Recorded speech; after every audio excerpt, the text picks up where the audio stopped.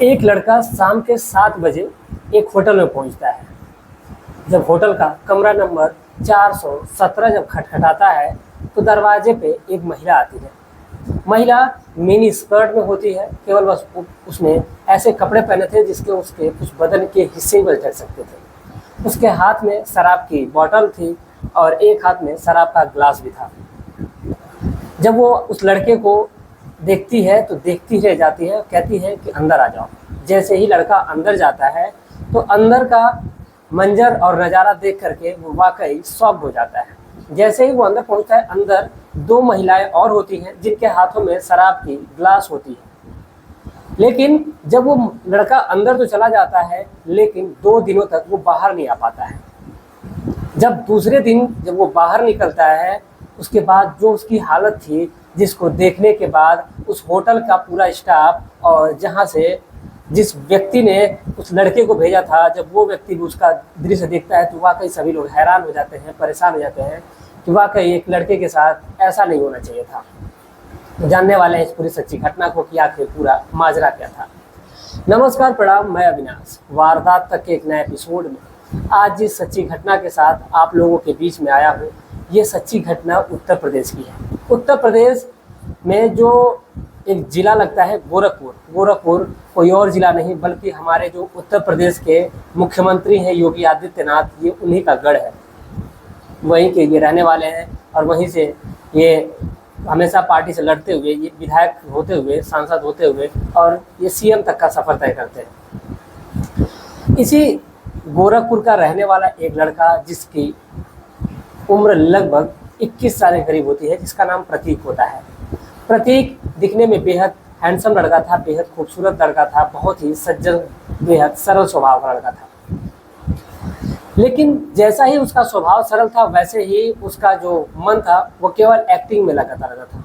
हमेशा वो एक्टिंग करना चाहता था, हमेशा वो इसी फिराक में रहता था कि वो एक्टिंग करेगा, वो फिल्मी दुनिया में जाएगा। अब ये सारी चीज़ें सोचते हुए लड़का अलग अलग जगहों पे सोचता है कि जा करके ऑडिशन देगा, लेकिन उसके पास इतने भी पैसे नहीं थे कि वो जा करके अपने सपनों को पूरा कर सके। सपनों की नगरी यानी कि मुंबई में लड़का वहाँ से तो नहीं जा पाता है, लेकिन जो लड़का है घर ही पे रह करके फ़ोन से अपने कुछ वीडियो शूट करता है, कुछ अलग अलग फ़ोटो शूट करता है, जिसको वो यूट्यूब पे भी अपलोड करता है। लेकिन वहाँ से उसको कोई ख़ास रिस्पॉन्स, कुछ खास रिजल्ट हाथ नहीं लगता है। अब इसीलिए जो लड़का था वो उदास हो जाता है, उदास मन से बिल्कुल बेचैन सा रहने लगता है। किसी तरह करके वो अपना गुजारा करता था और साथ ही साथ, लेकिन जो उसके पिताजी थे वो इस बात के बिल्कुल विरोधी थे कि उनका जो बेटा है वो एक्टिंग में जाएगा। इसीलिए वो अपने बेटे को कभी भी इजाज़त नहीं देते थे कि वो जाए और एक्टिंग करे। लेकिन एक दिन रात के वक्त, यानी कि साल 2021 की बात है, लास्ट महीने की यानी कि दिसंबर की बात है, जो लड़का था रात के वक्त सोया हुआ था, लेकिन वो उसको नींद कहाँ थी उसकी आंखों में। उसकी आंखों में तो बस ये सपना था कि वो जा करके एक्टर बनेगा और इस दुनिया को दिखाएगा कि उसके अंदर की जो काबिलियत है, जो गुण है, वो सबके सामने आएगा। अब यही सारी चीज़ें वो सोचते हुए जो प्रतीक है, प्रतीक एक लेटर लिखता है और अपने पिताजी के बगल में छोड़ करके वहाँ से उसी रात वो निकल जाता है और जाता है गोरखपुर जंक्शन पे और वहाँ से ट्रेन पकड़ता है और उस ट्रेन को पकड़ करके सीधा गोरखपुर से बनारस जाता है और बनारस से फिर सीधा वो दिल्ली के लिए निकल जाता है। चूँकि गोरखपुर से भी वो जा सकता था दिल्ली, लेकिन वहाँ से वो नहीं जाता है क्योंकि उसको ये पता था कि अगर उसके घर वालों को पता चलेगा तो यहाँ से वो दिल्ली के लिए गया है। क्योंकि वो बार बार कहता था कि वो दिल्ली जाएगा, लेकिन वो दिल्ली नहीं जाता है, बल्कि वहाँ से वो सीधा निकलता है और सपनों की नगरी मुंबई पहुँचता है। जैसे ही वो मुंबई में प्रवेश करता है, वहाँ की चकाचौंध को देख करके वो बिल्कुल बेचैन सा होता है और वो सोचता है कि वाह, ये तो वाकई मैं स्वर्ग में आ गया।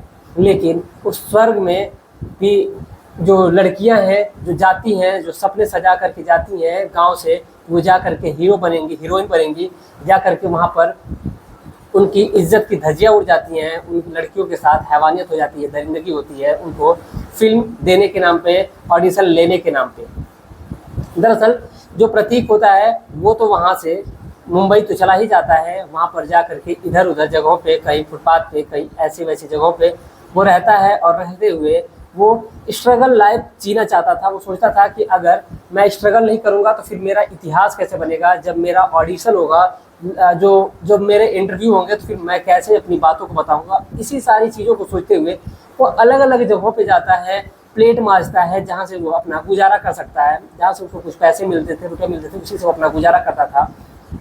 ऐसे ही अपना वक्त काट रहा था। वो अच्छे अच्छे कपड़े पहन रहा था। उसके बाद वो जाता है और अलग अलग कंपनियों में, अलग अलग स्टूडियो में अलग अलग विजिट करता है, जहाँ पर जा करके वो सोचता है कि काश यहाँ पर मेरा अगर ऑडिशन हो जाएगा तो हो सकता है कि मेरा कुछ काम बन जाएगा। प्रतीक नो डाउट कि अच्छा नहीं था, वो बहुत ही स्मार्ट लड़का था, जिसकी पर्सनालिटी भी बहुत अच्छी थी, लेकिन आजकल के दौर में पर्सनालिटी मायने नहीं रखती, बस पैसा मायने रखता है। और ये चीज़ प्रशांत जो प्रतीक होता है, प्रतीक के पास नहीं होता है। लेकिन फिर भी वो अलग अलग जगहों पे जाता, अलग अलग जगहों पे ऑडिशन भी कहीं कहीं उसका लिया गया, लेकिन ऑडिशन तो ले लिया गया, लेकिन उसको कहा गया कि तुम्हारी वीडियो बनानी है, फ़ोटो शूट करना है, उसके लिए पैसे लगेंगे। तकरीबन उससे 20 से 50 हज़ार, लाख लाख रुपए तक की डिमांड की जाने लगी, जो कि उसके पास नहीं थे। अब ऐसे ही वो अलग अलग जगहों पे चक्कर काटता है। उसको ये लगता है, वो अपना आइडियल उनको मानता है जो एक कभी इस फिल्म इंडस्ट्री पे राज किए थे, यानी कि गोविंदा को। वो उन्हीं से इंस्पायर हुआ था कि उनको एक हीरोइन मिली थी जो रास्ते से उठा करके उसको हीरो बना दी थी। अब यही सोच करके जो प्रतीक है वो भी इसी सपने को सजोए हुए था। वो अलग अलग जगहों पे जाता है, लेकिन कहीं भी उसका काम नहीं बन पाता है। अब ऐसे ही वक्त गुजर रहा था, लगभग ऐसा करते करते 6 महीने से ऊपर का वक्त निकल जाता है, लेकिन प्रतीक को कहीं भी सफलता हाथ नहीं लगती है। लेकिन उसको भरोसा था कि कभी ना कभी वो एक्टर तो जरूर बनेगा। अब ऐसे ही एक दिन वो चक्कर काटते काटते एक ऑफिस में जाता है, और उस ऑफिस में भी कुछ खास हाथ नहीं लगता है। वहाँ पर भी उससे तकरीबन 2 लाख रुपए की डिमांड की जाती है, और ये कहा जाता है कि हम तुमको फिल्म में एज अ साइड हीरो का रोल दे देंगे। अब जैसे ही प्रतीक इस बात को सुनता है, पहले तो उसके कहा गया कि वो हीरो का रोल काम वर्क करेगा, लेकिन जब उससे कहा गया कि पैसे की डिमांड जब ज़्यादा की गई तो वो कहता है कि मेरे पास पैसे नहीं है। वो कहते हैं ठीक है, तुम 2 लाख रुपए दे देना और तुमको साइड हीरो का रोल दे दिया जाएगा, जहाँ से तुम्हारा जो भविष्य है वो काफ़ी उज्जवल हो जाएगा, तुम जल्दी से ग्रो कर जाओगे। लेकिन जो प्रतीक है उतने से भी पीछे हट जाता है, और उसके हाथ कुछ भी नहीं लग पाता है। ऐसे कर करके उसने पता नहीं कितने दफ्तरों में चक्कर लगाए थे, और वो एकदम उदास बैठा हुआ था। लगभग ये जो साल 2022 का महीना था, वो 1 साल धीरे धीरे करीब होने वाले थे। और इसी नवंबर महीने में जब एक रात वो एक जगह सोया हुआ था, क्योंकि वो बीच बीच में काम भी किया करता था, अलग अलग जगहों पे जब काम किया करता था, जब उससे पैसे मिला करते थे, तो वहीं पर एक छोटी सी एक झोपड़ी बनाया था, और उसी झोपड़ी में जहाँ पर ये मांगने खाने वाले लड़के रहा करते थे, वहीं पर रह करके ये अपना गुजारा करता था। और लेकिन जो उसकी जगह थी वो काफ़ी अच्छी थी, क्योंकि उसका एक दोस्त बन गया था वहीं पर। जो लड़का वहीं पर कुछ समय तो वो झोपड़ी में रहा, उसके बाद फिर वो जब उसका दोस्त एक लड़का बन जाता है, वो कहता है कि ठीक है, तुम एक काम करो, मेरे साथ चलो, मेरे कमरे पर रहना, और वहीं से जो भी तुम्हें करना रहेगा वहीं पर तुम कर लिया करना। जो प्रतीक होता है वो कहता है कि ठीक है। इसके बाद से प्रतीक उस लड़के के साथ, जिस लड़के का नाम प्रशांत होता है, प्रशांत के साथ चला जाता है, और उसी के रूम पर जा करके वो रहने लगता है। एक दिन रात को वो सोया होता है, यानी कि नवंबर महीने में ही जब वो रात को सोया रहता है, उस दिन जो तारीख होती है 28 नवंबर की रात थी, और लगभग 9 बजे के करीब उसके नंबर पे एक फ़ोन आता है, और कहा जाता है कि तुम प्रतीक बोल रहे हो। तो वो लड़का इधर से कहता है हाँ, मैं प्रतीक ही बोल रहा हूँ। कहते हैं कि तुम फिल्म में रोल करना चाहते हो? तो वो कहता है हाँ। तो इस पर एक लड़का, उधर से एक लड़की बहुत ही मीठी आवाज़ में बात कर रही थी, वो कहती है कि ठीक है, एक काम करना कि कल आकर के ऑफिस में सुजाता मैडम से मिल लेना। जो लड़का है वो कहता है कि ठीक है। अगली सुबह वो नहा धो करके पूरा अच्छे से पूजा पाठ कर करके तैयार हो करके वो बताए गए एड्रेस पे पहुंचता है, और वहाँ पर जो काउंटर होता है, रिसेप्शन होता है, उसी रिसेप्शन में पहुंचता है, और वहाँ पर जा करके पूछता है कि सुजाता मैडम कहाँ मिलेंगी। अब जैसे ही बात सुजाता मैडम का वो लड़का नाम लेता है, जो रिसेप्शन पे लड़की जो बैठी थी वो उसको देख करके मुस्कुरा देती है। उसकी मुस्कान में कुछ न कुछ तो राज जरूर था, जिसको देख करके जो प्रतीक है वो भी हल्की सी स्माइल देता है, और जो रिसेप्शन पे जो लड़की होती है वो इशारा करती है कि वो उस साइड बैठी हुई है, आप चले जाइए केबिन में। जो प्रतीक है वहाँ से जाता है और जा करके उस मैडम के केबिन में पहुँचता है, और अंदर जाने की इजाज़त मांगता है। मैडम अंदर दूसरे साइड में होकर के बैठी होती हैं। लेकिन जैसे ही वो अंदर आने की इजाज़त मांगता है तो वो कहती है कि अंदर आओ। उसके बाद जो अपनी सीट घुमाती है फिल्मी स्टाइल में, जिसको देख करके प्रतीक वाकई चौंक सा जाता है, क्योंकि उस कुर्सी पे एक लगभग 45 साल की औरत बैठी थी। लेकिन उसको औरत कहना गलत लगता है, क्योंकि जिस हिसाब से ये कहानी में सामने आया कि वो एक किसी लड़की से कम नहीं लग रही थी। ऐसा लग रहा था किसी 26-27 साल की वो नौजवान लड़की है। इस प्रकार का उसने अपने आप को मेंटेन कर रखा था, अपनी फिगर को मेंटेन कर रखा था, जिसको देखने के बाद कोई भी अंदाज़ा ये नहीं लगा सकता कि ये जो महिला है वो तकरीबन 45 साल की है। अब जो प्रतीक है उस महिला के पास जाता है, वहीं पर बैठता है, और जो महिला है वो उससे बातचीत करने लगती है। और इसी बातचीत करने के दौरान जो प्रतीक है बताता है कि बताइए मैडम, मुझे क्या करना होगा, कैसे करना होगा। वो कहती है, सुजाता जो होती है वो कहती है कि देखो, फिल्म इंडस्ट्री में बहुत सारी चीज़ें हैं जिसको तुम एडजस्ट नहीं कर पाओगे, और सबसे बड़ी बात है कि यहाँ पर तुमको पैसे की ज़रूरत होगी। तो मैं तुम्हारे लिए एक ऑफ़र कर सकती हूँ कि तुम एक तुमको हीरो का ही रोल करना है, लेकिन उसमें कुछ अलग करना होगा। अब जैसे ही बात हीरो के रोल की आती है, प्रतीक थोड़ा खुश हो जाता है। वो सोचता है कि अरे मुझे हीरो का रोल मिलेगा। लेकिन जो सुजाता होती है फिर अब बात को आगे बढ़ाती है और कहती है कि तुम्हें जा कर के महिलाओं को सर्विस देनी होगी। लेकिन अब प्रतीक की समझ नहीं आता कि ये सर्विस कैसे देनी होती है। तो जो सुजाता होती है वो कहती है कि तुम्हें जा करके महिलाओं के पास जाना होगा, और वो जैसा बोलेंगी तुम्हें उनके साथ वैसा ही करना होगा। यानी कि एक तरह से कह लो तो तुमको उनके साथ सेक्स करना होगा। अब जैसे ही प्रतीक इस बात को सुनता है, वो बिल्कुल उस मैडम का मुंह देखने लगता है, और वो कहता है कि नहीं मैडम, मैं ऐसा काम बिल्कुल नहीं कर सकता। सुजाता होती वो कहती है कि कोई बात नहीं, तुम्हारी मर्जी है, मेरा काम था तुम्हें ऑफर देना, तुम्हारी पर्सनालिटी अच्छी थी, तो फिर मैंने सोचा कि तुमको ऑफर दिया जाए, जिसमें एक शर्त होगी कि तुम जाओगे वहाँ पर, जितने में डील होगी, लगभग अगर 10,000 की डील होती है तो तुमको 5,000 रुपये तुमको मिलेंगे, और 5,000 रुपये हमारी कंपनी को आएंगे। इस पर जो प्रतीक होता है वो इस बात को मना कर देता है। मना करने के बाद वहाँ से उठता है और सीधा अपने कमरे पे चला आता है। सुबह से शाम हो जाती है, रात होती है। प्रतीक सोच रहा था कि आखिर ये कैसा ऑफर है। रात के वक्त तकरीबन लगभग 10 बज रहे होते हैं, और जब उसका दोस्त आता है प्रशांत से सारी चीज़ें वो शेयर करता है कि दोस्त देखो ऐसी ऐसी बात है, मैडम मुझे ऐसा ऐसा बोली है। तो जो प्रतीक का दोस्त यानी जो प्रशांत होता है वो कहता है, अरे यार इससे अच्छी बात क्या हो सकती है, तुम्हें तो सारी सुविधाएं मिल रही हैं, साथ ही साथ पैसे भी मिल रहे हैं, और तुम्हें जीवन को अच्छे तरीके से जीने का मौका भी मिल रहा है। इस शहर में लोग 12 घंटे खटते हैं, उसके बाद भी उनको 1,000 रुपये नसीब सही से नहीं होते हैं, और तुमको तो फ्री में, वो भी मज़े करके, सेक्स करके बाद भी तुम्हें पैसे मिल रहे हैं। अब इससे बढ़िया बात और क्या चाहिए। जो प्रतीक होता है वो कहता है कि ठीक है। प्रतीक के पास उस मैडम का तो नंबर था ही। रात को मैडम ने भी लगभग 11 बजे करीब प्रतीक को मैसेज किया, हाय लिख करके। जब उसकी फ़ोटो प्रतीक देखता है तो वो पहचान सा जाता है, और फिर भी उधर से ये भी रिप्लाई देता है। सुजाता से इसकी प्रतीक की बातचीत होती है। बातचीत करने के दौरान जो प्रतीक होता है वो मान जाता है। वो कहता है कि ठीक है, मुझे कोई दिक्कत नहीं है, मैं काम करने के लिए तैयार हूँ। जो सुजाता होती है वो कहती है कि ठीक है, तुम्हारे मोबाइल पे एड्रेस और नाम चला जाएगा, तुम्हें वहाँ पर जाना होगा, और बताए गए जगह पे जा करके तुमको सर्विस देनी होगी। वो कहता है कि ठीक है। वो पहले होटलों में जाता है, जहाँ जहाँ उसको बुलाया जाता है वहाँ पर वो जाता है। तकरीबन जो सौदे होते थे तकरीबन 10,000 से 20,000, 50,000, लाख लाख रुपए तक सौदे होते थे। जैसी महिलाएं होती थी उस हिसाब से पैसे तय किए जाते थे। जो ज़्यादा पैसे वाली होती थी उनसे तकरीबन 50,000 से ऊपर की भी रकम ले ली जाती थी। एक एक दिन, दो दो दिन तक जो प्रतीक है उन महिलाओं के साथ रहता, उन महिलाओं को खुश करता था। अब ऐसे कर करके वक्त गुजर रहा था। प्रतीक के जीवन में खुशियाँ आ रही थी। प्रतीक के पास पैसों की अब कमी नहीं थी।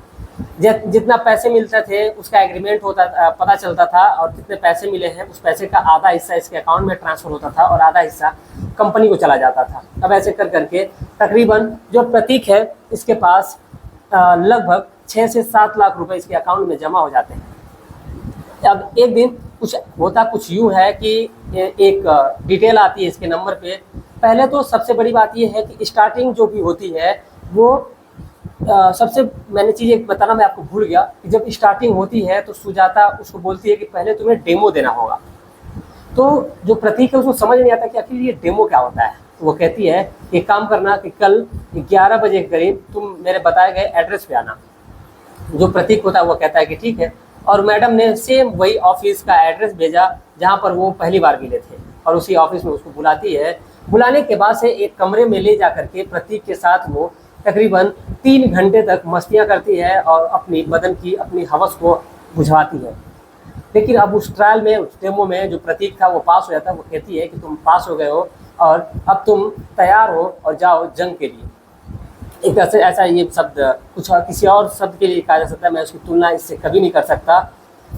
और जो प्रतीक है, अब उसकी शुरुआत वहीं से हुई थी। और एक दिन की बात है, यानी कि ये लगभग अप्रैल का महीना होता है। अप्रैल के महीने में, यानी कि साल 2023 का अप्रैल महीना होता है, और इसी अप्रैल महीने में 23 तारीख की शाम को एक उसके फ़ोन पे डिटेल आती है और कहा जाता है कि यहाँ पर तुम चले जाना, सौदा लंबा है। वो कहता है कि ठीक है, जो जाता तो है बताए गए एड्रेस पे और कमरा नंबर 417 में एक होटल होता है। उसी होटल में जाता है, अच्छे खासे तैयार होता है, बाकायदा परफ्यूम लगाता है, टाई जूता जो भी होता है बहुत ही अच्छे तरीके से वेल मेंटेन होकर अब जाया करता था, क्योंकि उसको पहनने के लिए कपड़े के भी पैसे उसको अलग से मिलते थे। उसको क्या पहनना है, क्या खाना है, ये सारी चीज़ें ये जो सुजाता मैडम होती थी वो डिसाइड किया करती थी सारी बातें। लेकिन बीच बीच में जब भी उस सुजाता का मन होता था वो उसके साथ संबंध बनाती थी। और यही नहीं बल्कि उसकी जो स्टाफ थी जिससे वो पहली बार मुलाकात किया था वो बेहद खूबसूरत थी। ये सुजाता से कहीं लाख गुना खूबसूरत जो रिसेप्शन पे जो लड़की थी वो थी, और वो भी कहीं ना कहीं प्रतीक की दीवानी थी। और एक रात तो ऐसा होता है कि वो प्रतीक को फ़ोन करके उसके साथ भी वो अपनी बदन की अपनी हवस की आग को बुझाती है। बात करता हूँ मैं ये अप्रैल महीने की 23 अप्रैल की शाम लगभग ये कोई 7 बज रहे होंगे। 7 बजे करीब जो प्रतीक है उस होटल में पहुंचता है। ग्रैंड खलीफा एक होटल होता है, उसी होटल में पहुंचता है। और उसी होटल में जब कमरा नंबर 417 को जब बेल बजाता है तो उसमें से एक लड़की आती है जिसके हाथ में बॉटल होता है और उसके हाथ में एक वाइन का ग्लास भी होता है। वो पीते हुए अंदर जाती है तो प्रतीक दरवाज़ा के अंदर आता है और दरवाजे को बंद करने के लिए भी घूम ही रहा था। तब तक अंदर देखता है कि 2 लड़कियां और हैं। अब उन 2 लड़कियों को देखते हुए जो प्रतीक है मुस्कुरा देता है, क्योंकि ये उसकी अब आदत में आ चुका था। लड़कियां उसको देखती हैं और कहती हैं, जो पहली लड़की थी वो कहती है कि एक काम करो कि तुम वहीं से अपने कपड़े उतारते आओ। अब प्रतीक इन सब चीज़ों में तो माहिर हो ही चुका था, क्योंकि उसने इस प्रकार से अलग अलग औरतों के साथ, अलग अलग महिलाओं के साथ उसने संबंध बनाए थे। तो ये उसके लिए कोई नई बात नहीं थी। और वहीं से वो दरवाजे से अपने कपड़े को अलग करता हुआ अपने बदन से आता है और उन महिलाओं के पास आते आते वो केवल एक अंडरवियर पे पहुंच जाता है। उसके बाद जब वो महिलाओं के पास पहुंचता है, महिलाओं के साथ, महिलाओं के बदन से वो खेलने लगता है। पहली बात तो वो उसको बहुत ज़्यादा, अब वो वहाँ पे ड्रिंक भी करता है। ड्रिंक के साथ साथ वो पहले पावर की गोलियाँ भी खा लेता है। उसके बाद उस महिलाओं के साथ वो शारीरिक संबंध बनाता है। बारी बारी से उन तीनों महिलाओं के साथ तो पहले वो संबंध बना लेता है। और ये डील जो होती है 2 दिन की होती है। 2 दिन के लिए जो प्रतीक था वहीं पर गया हुआ था, और वो जो महिलाएं थी पहली बार तो वो शारीरिक संबंध उन लोगों के साथ बना लेता है, लेकिन महिलाएं फिर से तैयार हो जाती हैं। लेकिन जो प्रतीक था वो कहता है कि अभी थोड़ी देर और रुक जाइए। पहला दिन तो लगभग ठीक रहता है, जब लगभग 4 बज जाते हैं। सोचिए कि 7 बजे का गया हुआ लड़का और 4 बजे तक लगातार महिलाओं के साथ शारीरिक संबंध बनाता है। लेकिन 4 बजे के बाद जो लड़का है वो जब थक सा जाता है तो जो महिलाएं हैं वो कहती हैं कि फिर से मेरे साथ संबंध बनाओ। लेकिन जो प्रतीक है अब उसके अंदर इतनी भी क्षमता नहीं बची थी कि वो शारीरिक संबंध बना सके। इसीलिए जो लड़का है वो संबंध बनाने से मना कर देता है। वो कहता है कि नहीं, अब मुझे कुछ देर आराम करने दो, उसके बाद से फिर मज़े करेंगे। लेकिन जो महिलाएं हैं वो एक नहीं सुनती हैं और उस लड़के पर ही टूट पड़ती हैं।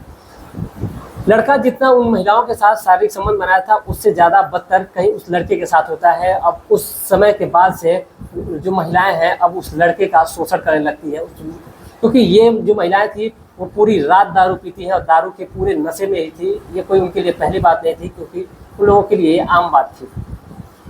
दारू पीती हैं। अब उस लड़कों के साथ जो लड़का था यानी जो प्रतीक था, अब ये महिलाएं उल्टा प्रतीक के साथ ही अब रेप करने लगती हैं। प्रतीक के साथ ही उसके प्राइवेट पार्ट के साथ खेलना, और यही तक नहीं बात उसके पिछवाड़े में भी वो लोग अलग अलग तरीके से सेक्सुअल हैरेसमेंट करने लगती हैं। बहुत सारी चीज़ें उस लड़के के साथ की जाती है। अब बेचारा लड़का परेशान था, बेचैन था कि आखिर वो करे भी तो क्या करे। क्योंकि बात ये थी कि वो उसको अब 2 दिन तक वहीं पर रहना था।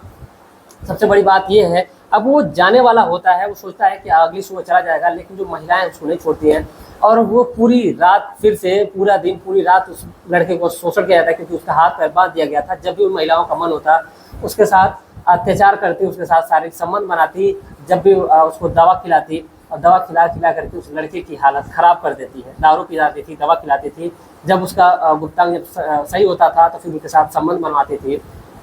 यानी कि एक तरह से कह लीजिए कि वो फुल अपना पैसा वसूल करना चाहती थी। वो थोड़ा मोड़ा पैसा नहीं, बल्कि इस काम के लिए उन तीनों महिलाओं ने मिल करके तकरीबन 9 लाख रुपए दिए थे। अब इस केवल सोचिए 2 रात के लिए 9 लाख रुपए। वो कोई आम महिलाएं नहीं थी, बल्कि रईसजादी थी। और कहीं ना कहीं सभी के जो हस्बैंड थे बहुत बड़े बड़े बिजनेसमैन थे, लेकिन बिजनेसमैन तो थे लेकिन वो उसकी हवस नहीं बुझा सकते थे, इसीलिए वो ऐसे पैसे दे दे करके तमाम लड़कों का सहारा लिया करती है। अब ये उस रात तो निकल जाती है, दूसरा दिन भी निकल जाता है। जो लड़का है अपना पैसा ले करके जब सुजाता मैडम के पास पहुंचता है, वहाँ पर जा करके सारी अपनी आप बीती बताता है। जो सुजाता थी बड़े ही सरल स्वभाव में, वो कहती है कि कोई बात नहीं, ये सब चीज़ें होती रहती है, कोई दिक्कत की बात नहीं है। जो प्रतीक होता है वो पैसे देता है और कहता है कि आज के बाद से मैं इस काम को कभी नहीं करूँगा, मैं काम को नहीं छोड़ूंगा। लेकिन जो सुजाता होती है वो कहती है कि तुम इस काम को अपनी मर्जी से छोड़ भी नहीं सकते, क्योंकि तुम्हारा एग्रीमेंट हुआ है, जब तक हम चाहेंगे तब तक तुम काम करोगे, ऐसा एग्रीमेंट में लिखा है। अब जो प्रतीक था वो बिल्कुल बुरी तरीके से फंस चुका था। अब उसके सामने कोई चारा ही नहीं था कि आखिर वो करे भी तो क्या करे। अब इसीलिए वो सोचता है कि अगर बचना है तो कहीं ना कहीं मुझे पुलिस के पास जाना पड़ेगा। अब इसीलिए वो नज़दीकी पुलिस थाने में जाता है और जा करके वहाँ पर अपनी सारी आप बीती बताता है। पुलिस की टीम उस लड़के का मेडिकल चेकअप करवाती है और जाती है। फिर उस होटल जहाँ पे वो ऑफिस था, उस ऑफिस पर रेड पड़ती है और वहाँ पर जो मैडम जो सुजाता होती है वो पुलिस उसको अरेस्ट करती है। अरेस्ट करने के बाद से उस महिला के ऊपर बाकी जिन महिलाओं ने संबंध बनवाए थे उनको भी पुलिस अरेस्ट करती है, क्योंकि ये एक तरह से सेक्सुअल हरासमेंट का केस बनता है। और भी तमाम धाराएं लगाई जाती हैं और सबसे ज़्यादा कोई अगर फंसा था तो ये सुजाता मैडम फंसी होती है। और ये ऐसा गलत करते हुए प्रतीक कोई पहला लड़का नहीं था, बल्कि उसका यही काम ही था। वो अलग अलग लड़कों को बुलाती थी और अलग अलग महिलाओं के साथ शारीरिक संबंध बनाती थी और उसी से वो पैसे कमाती थी। तो ये थी आज की पूरी कहानी। जो लड़का है अब उसका इलाज चला और अभी जो लड़का है वो तो तबीयत तो उसकी ठीक हो चली है, लेकिन अभी वो सदमे से बाहर नहीं आया है। तो ये थी आज की पूरी कहानी। इस पूरे घटनाक्रम को सुनाने का उद्देश्य किसी की भावनाओं को ठेस पहुंचाना नहीं, बल्कि आपको जागरूक करना है, आपको सचेत करना है। आप जहाँ भी रहें स्वस्थ रहें, सुरक्षित रहें, अपना ख्याल रखें, अपने परिवार का ख्याल रखें। जाते जाते आप क्या सोचते हैं अपनी राय कमेंट में ज़रूर लिखिएगा। साथ ही साथ वीडियो को लाइक करना मत भूलिएगा। आपका एक लाइक हमारे लिए बहुत ही ज़्यादा मायने रखता है। साथ ही साथ चैनल को सब्सक्राइब करें। मिलते हैं एक और सच्ची घटना के साथ, तब तक के लिए जय हिंद, जय भारत।